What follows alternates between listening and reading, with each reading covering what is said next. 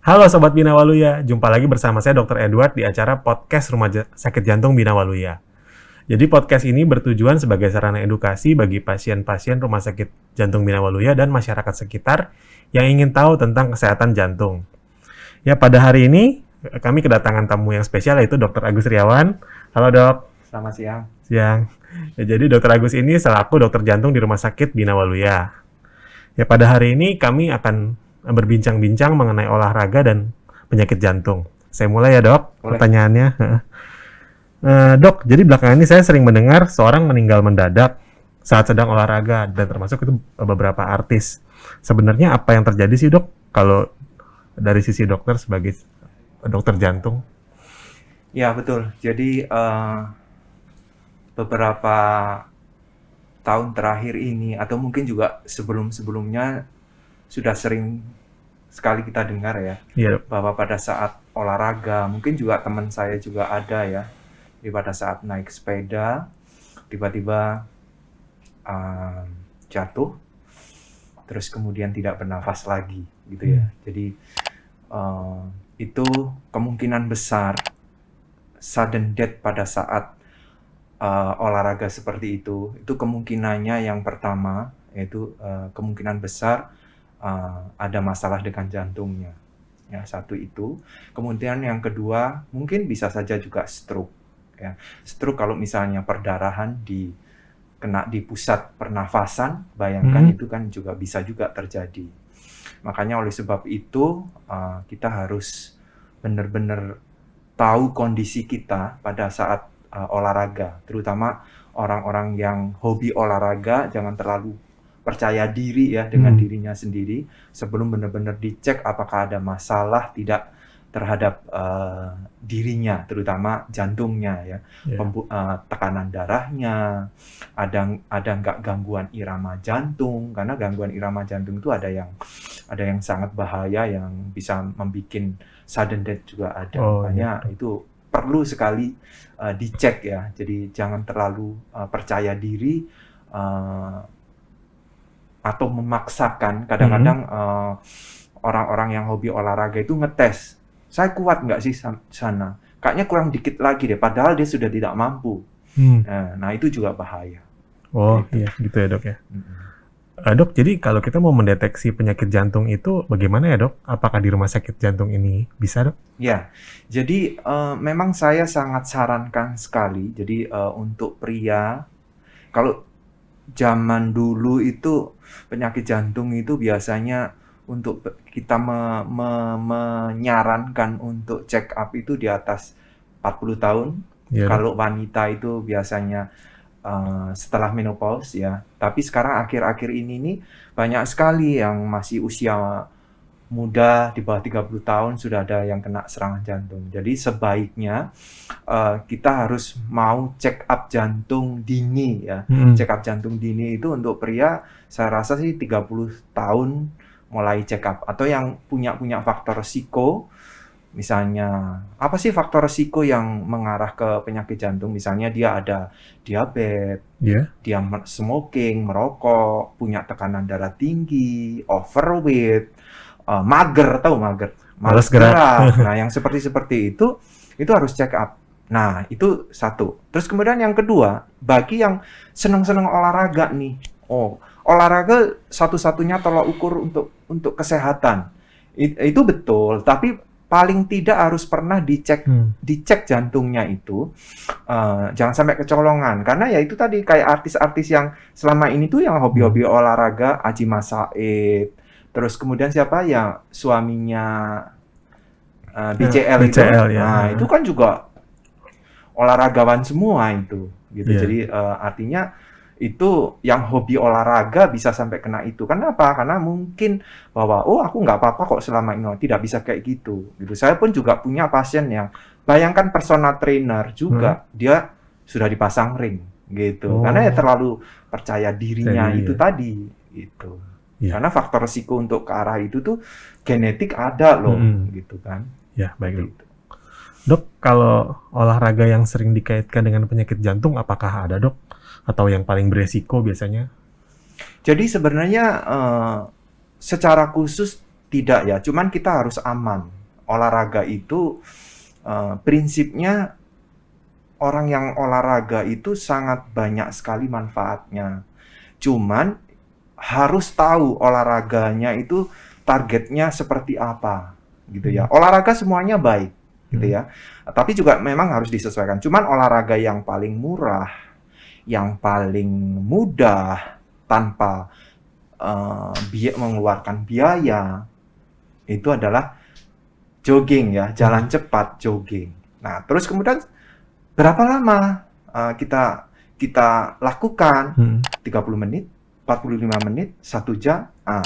Itu sebenarnya ada patokannya. Jadi, patokannya itu adalah kita harus bisa ngecek nadi kita ya dalam 1 menit.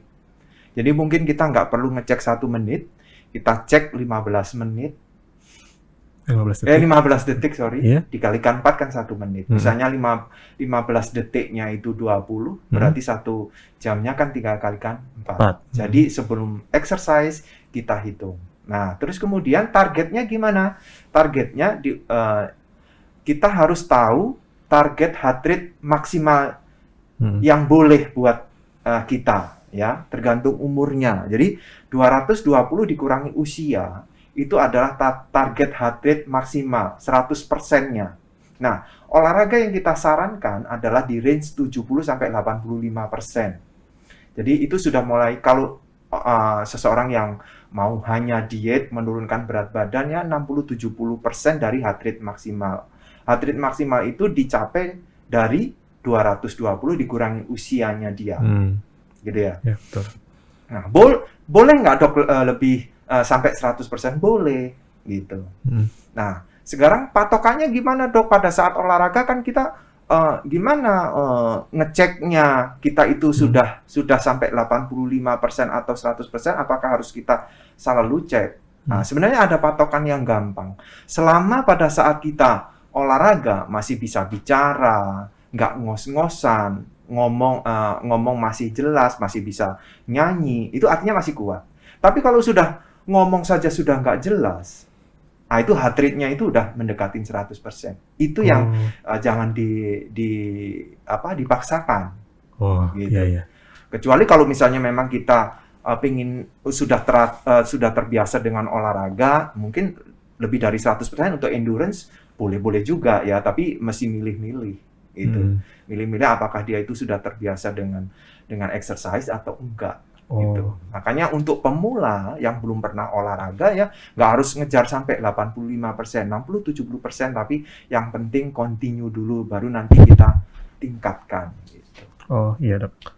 Dok, kalau apabila seseorang yang sudah punya penyakit jantung atau pernah dilakukan tindakan pemasangan ring atau bypass, apakah boleh berolahraga dok?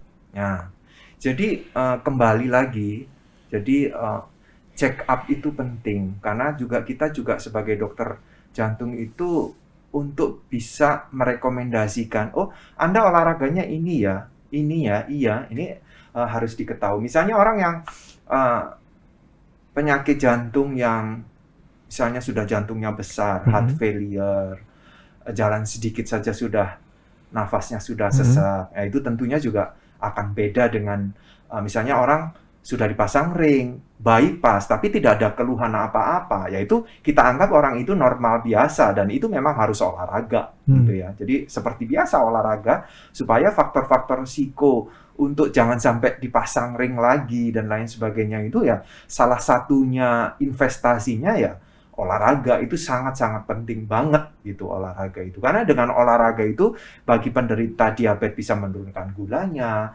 tekanan darah tinggi bisa menurunkan tensinya gitu ya, membantu di samping obat. Tapi itu obat tidak bisa tergantikan, tapi dengan exercise itu akan sangat membantu untuk kedepannya. Makanya saya selalu bilang bahwa olahraga itu adalah investasi, benar-benar investasi yang dinikmati nanti, bukan pada saat olahraga gitu.